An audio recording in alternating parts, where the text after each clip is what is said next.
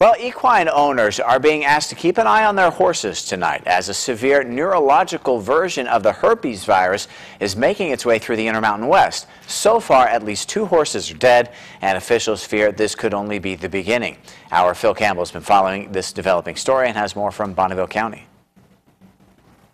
It was supposed to be a week full of fun, but instead it ended up in a panic. Officials say the Western National Championships in Ogden were contaminated by a severe neurological form of equine herpes. The virus is nothing new, but its symptoms this time around have been rather peculiar. Horse owners should watch for lethargy, diminished tail tone, and urine dribbling.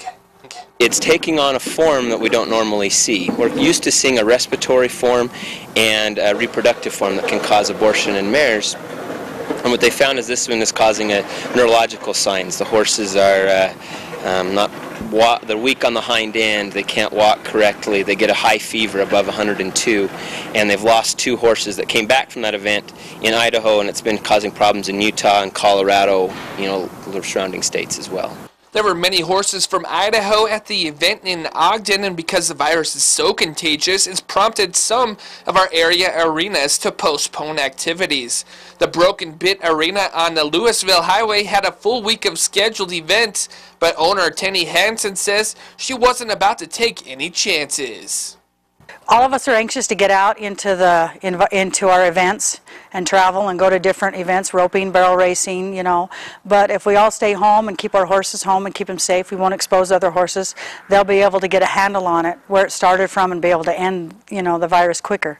Now, humans can actually spread the virus to other animals. That's why it's important to wash your hands if you have any contact with a horse.